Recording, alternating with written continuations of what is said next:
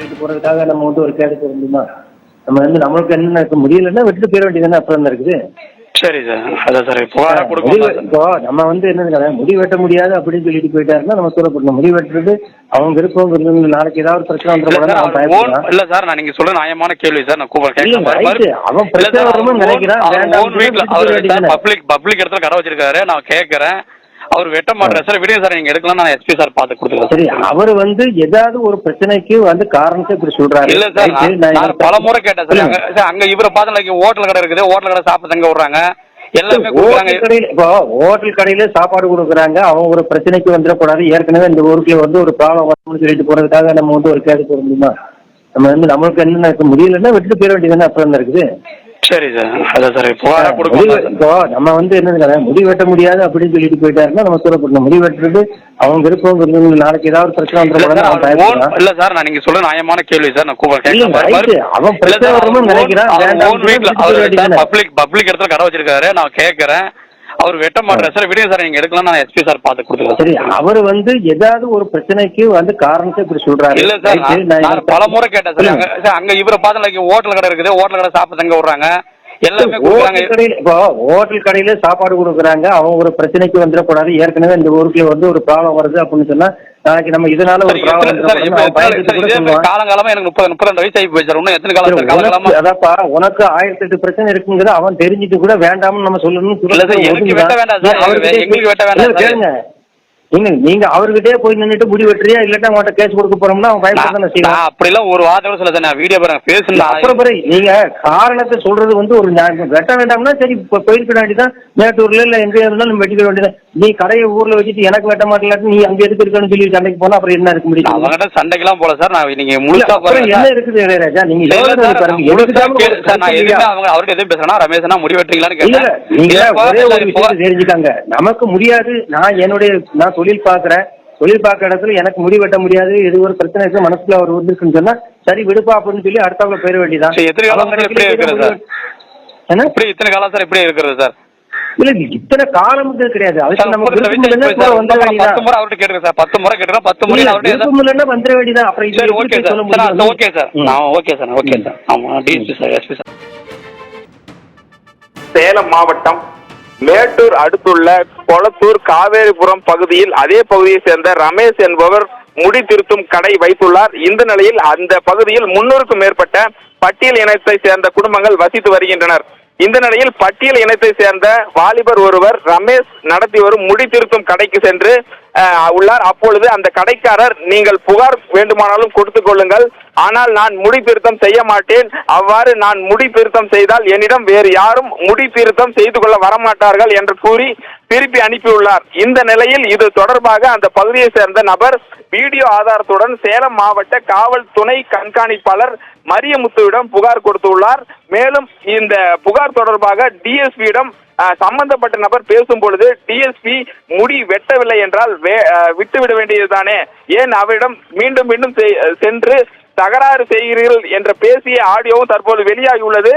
முன்னதாக வீட்டில் உள்ள ஒரு சிறுவனை அழைத்து அந்த கடைக்கு சென்றுள்ளார். அப்பொழுதும் அந்த சிறுவனுக்கும் முடி திருத்தம் செய்ய முடியாது, என்னுடைய பிழைப்பில் மண்ணை வாரி போட்டு விடாதீர்கள், தயவு செய்து இந்த பகுதியிலிருந்து கிளம்பி விடுங்கள் என்று பேசியும் அந்த உரிமையாளர் அனுப்பியுள்ளார். இதனால் அந்த கொளத்தூர் பகுதியில் தற்பொழுது பெரும் பதற்றமான சூழல் நிலவி வருகிறது. பொண்ணு பார்க்குறாங்கண்ணா, வெட்டுவோம்னா இதனால எத்தனை நாளைக்குனா இப்படியா இருக்கிறது?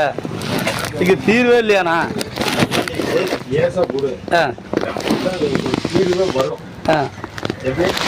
விட்டுமாண்ணா நான் செய்யறதுனால எனக்கு ஒன்றும் பிரச்சனை இல்லை. என்கிட்ட யாரும் வர மாட்டாங்க. கேஸை விட்டுட்டுமா? வேற வழி.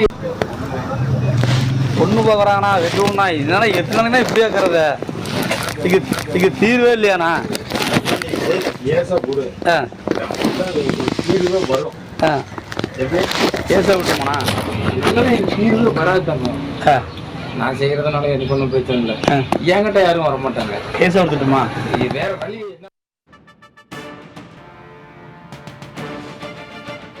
திருத்துபவர் அங்கு ஒரு தீண்டாமை பாகுபாட்டை கடைபிடித்ததையும் அது தொடர்பாக காவல்துறை டிஎஸ்பியிடம் புகார் அளித்தும் அவர் நடவடிக்கை எடுக்க மறுத்து அவருக்கு அறிவுறுத்தல் கூறுவதையும் கேட்டோம். இது தொடர்பாக திராவிடர் விடுதலை கழக தலைவர் குளத்தூர் மணி நம்மோடு இணைந்திருக்கிறார். இந்த பிரச்சனை என்ன, இந்த பிரச்சனைக்கு தீர்வுதான் என்ன என்பது தொடர்பாக அவரிடம் கேட்கலாம். வணக்கம் சார், குளத்தூர் மணி சார். வணக்கம் வணக்கம் வணக்கம் வணக்கம் சார். இது இந்த தீண்டாமை ஒரு பாவச் செயல், தீண்டாமை ஒரு பெருங்குற்றம் என்று பாட புத்தகங்களில் எல்லாம் இருந்த போதிலும் இப்போதும் இந்த காவேரிபுரம் பகுதியில் ஒரு முடி திருத்துவதற்கு அந்த பகுதியில் பெரும்பான்மையாக வசிக்கும் மக்களுக்கு அந்த பகுதியில் உள்ள ஒரு குறிப்பிட்ட பிரிவினரை அந்த முடி திருத்தம் செய்ய விடாமல் தடுக்கக்கூடிய அளவுக்கு இன்னும் ஜாதிய ஆதிக்கம் இன்னும் புறையோடி போயிருக்கிறார் சார் அங்க மேட்டூர் காவேரிபுரம் பகுதியில். ஆமாம் சார், இதுல பல காரணங்களை நான் உணர்கிறேன். அவங்க உங்களுக்கு இந்திய விடுதலைக்கு பின்னால் எழுதப்பட்ட அரசியல் சட்டம், அதுவே தீண்டாமை எந்த வடிவத்திலும் பின்பற்றுவதில்லை, அது தண்டனைக்குரிய குற்றம் என்று சொல்லிவிட்டார்கள். அதை பள்ளி பருவத்திலிருந்து மாணவர்களுக்கும் சொல்லித்தர வேண்டும் என்ற நோக்கத்தோடு தான் பாட புத்தகங்கள் எல்லாவற்றிலும் தீண்டாமை பாவகரமானது, பாண்டாமை தண்டனைக்குரியது, மனிதநேயமற்ற செயல் என்ற வாரிசெல்லாம் எழுதுகிறார்கள். அதோடும் அரசு நிறுத்திக் கொள்ளவில்லை. அது இல்லாம முதல்ல ஒரு சட்டத்தை கொண்டு வந்தார்கள், அதாவது தீண்டாமை தடுப்புக்கான சட்டம். அதற்கு பின்னால் அதற்கு குடியுரிமை பாதுகாப்பு சட்டம் என்ற பெயர். 1989 வன்கொடுமை தடுப்பு சட்டம் என்ற சட்டங்கள் கொண்டு வரப்பட்டிருக்கின்றன. அது மிக தெளிவாக வரையறுத்திருக்கிறது. வரையறுப்பில் வராத சிக்கல்கள் எல்லாம் கூட மீண்டும் ஒரு திருத்தம் 2011 கொண்டு வந்து விட்டார்கள். இது சமூக புறக்கணிப்பு என்பதற்கெல்லாம் அப்போ சட்ட வரம்பில குற்றம் என்று சொல்லப்படவில்லை, இப்ப கொண்டு வந்து விட்டார்கள். இத்தனையும் வந்த பின்னாலும் இது நடந்து கொண்டு இருக்கிறது என்பதைத்தான் நாம கொஞ்சம் நாம பார்க்க வேண்டியவராக இருக்கிறோம். இது பல நிகழ்ச்சிகளை எனக்கு நினைவூட்டுது. 2007ஆம் ஆண்டு நாங்கள் பெரியாரின் ஜாதி ஒழிக்கும் சட்டப்பிரிவுகளை எரிக்கும் போராட்டத்தினுடைய 50வது ஆண்டில் ஒரு முடிவெடுத்தோம். குறிப்பாக ஒரு தீண்டாமை மட்டும், அதாவது தேநீர் கடைகள் போன்றவற்றில் வைத்திருக்கு இரட்டை கோழைகளை உடைக்கும் போராட்டம் என்று வைத்தோம். அதை அகற்ற சொல்லி போராடுவது ஆர்ப்பாட்டம் அல்ல, நாம் போய் உடைப்பது.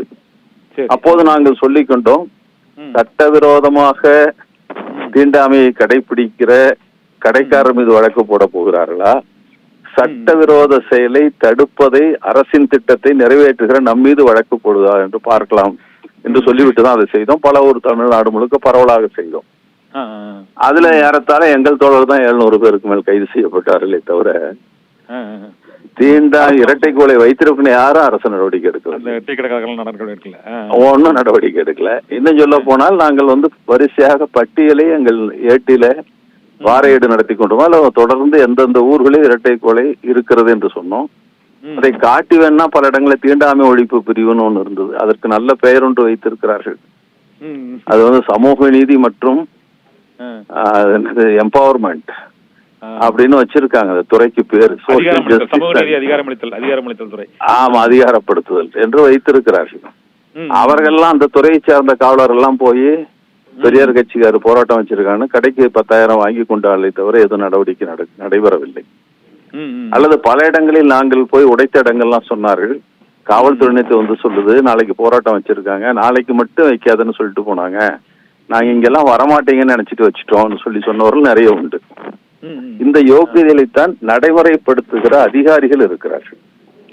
இன்னொன்னு, தங்களுக்கு மனிதநேயத்தின் அடிப்படையில் தீண்டாமை பின்பற்ற விருப்பம் இல்லை. ஒருவேளை இந்த முறுத்து முடிதிருக்கிறவர் அப்படிதான் சொல்றாரு, நாளைக்கு எங்கிட்ட யாரும் வர மாட்டாங்க, அதுதான் அவருடைய மணலி போட்டுறாதீங்கன்னு சொல்ற. அப்ப என்ன பொருள் என்றால், ஒட்டுமொத்த சமூகம் அவரை நெருக்கடிக்கு உள்ளாக்குறது. நீ இதை செய்துதான் ஆக வேண்டும், இல்லைன்னா தொழில் செய்யாதீங்க, ஓடி போயிடு என்பதுதான். சில ஆண்டுகளுக்கு முன்னால கரூருக்கு பக்கத்துல ஒரு வீதிகளில் நடக்கக்கூடாது என்று சில ஜாதியை எடுத்து வைத்திருந்தார்கள். கரூர் அருகே நாங்கள் அதை சிக்கலாக்கி மாவட்ட ஆட்சியரிடம் போய் ஆகஸ்ட் 15 அன்னைக்கு நாங்கள் அதை திறந்து விடுகிறோம் என்று சொன்னார்கள். அன்னைக்கு போனா காவல்துறை நிறுத்துது, ஒரு கட்சிக்கு 2 பேர் மட்டும் வாங்கங்கிறாங்க. நாங்க தீண்டாமொழி பொண்ணு 2 பேர், நாங்க 2 பேர், இவ்வளவுதான் மட்டும் போனோம், வேற எந்த கட்சிக்காரும் வரல, நாளைக்கு ஓட்டு போட மாட்டோம் வரலான்னு. எனவே நாங்க போனோம். எங்களோடு மாவட்ட காவல்துறை துணை கண்காணிப்பாளர் இருந்தார், கோட்டாட்சி தலைவர் இருந்தாரு, அங்க இருக்கிற வட்டாட்சியர் இருந்தார், எல்லாம் இருந்தாங்க. எல்லாம் எங்களோட சேர்ந்து 3 பேரை அழைத்து சென்றார்கள் அந்த வீதியில. 3 பேரை மட்டும், எல்லாத்தையும் நடக்க சொல்லல. அன்று ஒரு நாள் மட்டும் அது நடந்தது. நான் இதற்கெல்லாம் காரணமாக நினைப்பது ஒன்று, அரசு அதிகாரிகள் நடைமுறைப்படுத்த விருப்பம் இருப்பில்லை. அவர் ஜாதிவாதியா இருக்கான். சம்பளம் வாங்குகிற சம்பளத்துக்கு உண்மையான அதிகாரிகளாக பலர் இருப்பதில்லை. அல்லது அவர்கள் இருந்தாலும் அந்த பகுதியில் இருக்கிற ஆதிக்க ஜாதியினர் தான் எப்போதும் அந்த மாவட்ட அமைச்சராக இருக்கிறார்கள். அவர் பதவிக்கு வந்த உடனே தன்னுடைய சொந்தக்காரனை பூரா எல்லா பதவியிலும் உட்கார வைத்துவார். நிர்வாக பதவி ஆனாலும் சரி, காவல்துறை பதவி ஆனாலும் சரி. அப்ப இவர்கள் நடவடிக்கை இல்லை என்னாலும் நம்ம ஜாதி அமைச்சர் நம்மை காப்பாற்றுவார் என்ற நம்பிக்கையோடு தான் பலவற்றில் நடந்து கொள்கிறார்கள். அல்லது அப்போதைக்கு சிக்கல் தீர்ந்தால் போதும். இந்த மனப்பான்மையை மாற்றுவது அது ஒரு காலகட்டத்துக்கு குறைந்து தொடர்ச்சியாக 6 மாதம் ஆகுது குற்றம் இழைப்பவர்களை அல்லது இதுல அரசு அதிகாரி மீது போடுறது கூட தீண்டாமை வன்கொடுமை சட்டம் 89 சொல்லுது, 4வது பிரிவு. அவர்கள் மீது வழக்கு போட்டு அவங்களுக்கு தண்டனை கொடுக்கலாம் அன்று கூட சட்டம் இருக்கிறது. அந்த சட்டத்தின் கீழ் ஒரு வழக்கு கூட பதிவு செய்த வரைக்கும் தெரியவில்லை. இப்ப எதற்கு சட்டம் போட்டு வைத்திருப்பது என்பதுதான் நமக்கு பெரிய குழப்பமாக இருக்கிறது. குறைந்தபட்சம் ஒரு தொடர்ச்சியாக ஒரு 6 மாதம் குற்றம் இழைப்பவர்கள் மீது, இழைக்கப்பட்ட குற்றத்துக்கு முறையான நடவடிக்கை எடுக்காத அரசு அதிகாரி மீது நடவடிக்கைகள் எடுத்து பதவி பறிப்போ அல்லது சிறை தண்டனையோ கொடுக்கப்பட்டால் ஒழிய இது ஒரு சிறு மாற்றத்தை கூட காணாது. நாங்க பார்த்தோம் பல இடங்கள்ல இரட்டை கொலை உடைப்பு போராட்டம் நடத்திய ஊர்களில் இப்ப தீண்டாமை குடியும் பற்றி நாங்க சர்வே ஒண்ணு பண்ணணும். அதுல ஏற்கனவே உடைத்த இடங்கள்லாம் இப்ப இரட்டை கொலை இல்லை. ஒரு மகிழ்ச்சியானது. கோவை மாவட்டம் பக்கம் எல்லாம் பாக்குறேன், எல்லாத்துலயும் இரட்டை கொலை இல்லை. அப்ப அவர்களுக்கு இந்த மாதிரி நடவடிக்கைகள் ஈடுபடுகிற போதுதான் ஒரு சின்ன ஒரு ஜெர்க்கு அவங்களுக்கு கிடைக்குது, இருக்காங்க. இதை அரசாங்கம் செய்யலாம். தனித்தனி இயக்கங்கள் செய்து வேலைக்கு எடுத்துட்டு 1000 வேலைகள் செய்ய முடியும். சமுதாயத்தை நம்ம எஜுகேட் பண்றதுக்கான ஏதாவது முயற்சி அரசாங்கம் எடுக்காமல் சட்டத்தை போட்டு வைத்து விட்டேன் என்று சொல்வது மட்டும் அரசின் கடமை முடிந்து விடாது. அல்லது நாங்க சட்டத்தைப்படி எஃப்ஐஆர் போட தயாரா இருக்குன்னு சொல்லிவிட்டும் நடைமுறை பயன்படாது. தொடர்ச்சியான முறையான நடவடிக்கைகள், சரியான நடவடிக்கைகள் எடுக்க வேண்டும். அதுதான் தேவை. இல்லைன்னா இயக்கங்கள், கட்சிகள் எப்பவும் வராது. கட்சிகள்னா அடுத்த எலெக்ஷனை பத்தி நினைச்சிட்டு இருப்பான். இந்த ஊர்ல போய் சொல்லிக்கலையே அந்த ஜாதிகாரெல்லாம் ஓட்டு போடல என்ன பண்றதுன்ட்டு. இயக்கங்களை சார்ந்தவர்கள் ஒன்றிணைந்து இதை ஒரு பெரும் போராட்டமாக எடுத்து ஆகணும். அப்படி ஏதாவது செய்தாலே தீர்வு கிடைக்காது. அவ்வப்போது ஒவ்வொரு இயக்கம் ஒரு குறிப்பிட்ட காலத்தில் நான் செய்வோம், இன்னொருத்தர் இன்னும் 6 மாதங்களை செய்வோம், இன்னொருத்தர் 3 மாதங்களை செஞ்சது பயனில்லை. அனைத்து இயக்கங்களும் ஒருங்கிணைந்து இப்படிக்கு எதிரான போராட்டங்கள் நடத்துவதன் வழியாகத்தான் கொஞ்சம் அது முழுமையாக நிறுத்தி விடும் நான் சொல்ல, தயக்கத்தை ஏற்படும், ஒரு மாற்றம் வரும். ஆமா என்று நினைக்கிறோம். ஆனா இது ஒரு தனி நிகழ்ச்சி என்பது அந்த சமூகத்தின் இடையில் சிக்கி கொண்டிருக்கிற எளிய மனிதருக்கு வேறு வழி தெரிவதில்லை. ஆனா காலங்காலமாக வரலாற்று காலத்துல புறக்கணிக்கப்பட்டவருக்கு தன் உரிமையை கோருவதை தவிர்க்க முடியவில்லை. இது சமுதாயத்துக்குள்ள உள்ள உட்பூசலைத்தான் ஏற்படுத்துமே தவிர தீர்வை கொடுக்காது. இதுல அரசு அதிகாரிகளும் அரசும் கவனம் செலுத்த வேண்டும் என்பது என்னுடைய கருத்து. ஒரே ஒரு கேள்வி. இந்த நம்ம இங்க தமிழகத்தை பொறுத்தவரை அதுல நீதி கட்சி காலத்துல இருந்து, தந்தை பெரியார் காலத்துல இருந்து இந்த தீண்டாமை ஒழிப்பு மற்றும் அந்த சமூக நீதிக்கான போராட்டங்கள் தொடர்ந்து பல வகைகளாக முன்னெடுக்கப்பட்ட தமிழகத்திலே இத்தகைய ஒரு சூழ்நிலை, ஒரு குடியரசுத் தலைவர், பழங்குடியின குடியரசுத் தலைவர் இருக்கக்கூடிய ஒரு நாட்டுல இன்னும் இந்த முடித்திருத்தினர் மற்றும் முடிவெட்ட உரிமை கோருபவர்கள் இருவருமே சமூகத்தால் ஒரு ஒடுக்கப்பட்ட சமூகம் தான் 2 பேருமே. இப்ப அவருக்கு தொழில் பாதிப்பு, இவருக்கான உரிமையை அவர் கோர்றாரு. இதுல பிடிக்கப்படுவது 2 பேருமே 2 பேருமே ஒடுக்கப்பட்டவர்களா இருக்கிறாங்க. ஆனால் இவர் மறைமுகமான அழுத்தம் கொடுப்பவர்கள் மீது இது ஒரு வேகா இருக்கு, நடவடிக்கை எடுக்க முடியாது. அந்த டிஎஸ்பியோட கதறல் அதை தான் காமிக்கிறது. நீ ஏன்பா அங்க போய் போயிரு அப்படின்னு தான் சொல்றாரு. இந்த சூழலை மாற்றுறதுக்கு என்னதான் பண்ணணும்? இல்ல, சம்பவத்தை இப்ப பார்த்தா அப்படிதான் தெரியுது. அரசு அதிகாரிக்கு விருப்பம் இல்லை என்பதை விட கூட ஒரு புது சிக்கல் நம் பகுதியில் நடக்கக்கூடாது என்பதுதான் அதிக கவனம் செலுத்துவதாக. வெளியில வந்துடக்கூடாது, செய்தி வந்துடக்கூடாது. ஆமா, இவ்வளவு சொல்றோம். இந்த நாட்டினுடைய முதல் குடிமகன், முன்னாள் குடியரசுத் தலைவர் கோயிலுக்குள்ள அனுமதிக்கப்படவில்லை. ஆமா, அவரை அனுமதிக்கல. கேட்டா படிக்கட்டுல ஏற முடியல, முழங்கா வடிச்சணும். படிக்கட்டுலாம் ஏறி போய் தான் கதவு வெளியே உட்கார்ந்துருந்தாரு. இப்போதைய குடியரசுத் தலைவர் பழங்குடி என்பதால என்னமோ புதிய நாடாளுமன்ற கட்டடத்துக்கு தெய்வீக தன்மையை கொடுத்து விட்டார். அதுல கோயில் மாதிரி பண்ணிட்டான்னு நினைக்கிறேன் நான். அதுக்குள்ள கூட அவங்க அனுமதிக்கப்படாத ஒரு சூழலை பாக்குறப்போ, இவ்வளவு பெரிய உச்சத்தில் இருக்கிறவர்கள் யோகியதே இப்படித்தான் இருக்குதுன்னா, காலங்காலமா பழகி போய் அதற்கு தடையில்லாமல் அதை நடைமுறைப்படுத்தி கொண்டிருக்க கிராமப்புறங்கள்ல அது எப்படி இருக்கும் நம்ம நினைச்சு பார்த்தாதான் பயமா இருக்கு. இது நகரங்கள், நாட்டின் தலைநகரில் இருக்கிற உயர் அதிகார மட்டத்தில் இருக்கிறவங்க யோகியதையே இப்படித்தான் இருக்குது, அவங்களுடைய சிந்தனை போக்கு தீண்டாமை மீது இப்படித்தான் இருக்கிறது என்கிற போது நவீன உலகத்தையே முழுமையாக அறிந்து கொள்ளாத கிராமப்புறத்தில் இருக்கிற அவன் எப்படி இருப்பாங்கன்னா அப்படி பழைய காலம் மாதிரிதான் இருப்பான், அவனை புது நவீன மனிதனாக மாற்றாத வரைக்கும். அப்ப அதுக்கு பரப்புரை இயக்கங்கள் தான் இப்போ உங்களுக்கு அரசு மக்கள் குடும்ப கட்டுப்பாடு பற்றி செஞ்சுக்கிட்டா 250 ரூபான்றதுக்காக செஞ்சுக்கிறது இல்லை, தொடர்ந்து அதை பற்றி பேசுகிறார்கள், பரப்புரை செய்கிறார்கள், நாடகங்கள் போறோம் சொல்லுகிறார்கள். அப்ப அவ்வளவு இருக்கு. அப்ப அதே போலத்தான் மது விலக்காகட்டும், இப்படிப்பட்ட குற்றங்களுக்கு எதிரானவாகட்டும், அது பரப்புரை இயக்கங்களையாவது அரசாங்கமே தன் பொறுப்பில் செய்ய முடியும். லிட்ரேச்சர்ஸ் போடலாம், அதுக்கான துண்டறிக்கை போடலாம், ஏதாவது ஒன்று பண்ணணும். அல்லது அவங்களுக்கு ஒரு அச்சுறுத்தல், ஒரு தயக்கம் ஏற்படுகிற அளவுக்காவது நடவடிக்கையில் காட்டியாக வேண்டும்.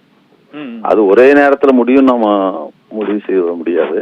மனநிலையில் மாற்றம் வேண்டும். அம்பேத்கர் அப்படிதான் ஜாதி என்பது ஒரு மனநிலை தான், அது ஒண்ணு வேற என்ன அடையாளம் இருக்கு, மெட்டீரியல் அந்த அடையாளம் கிடையாது, உடனே நினைச்சுக்கிறது தான்.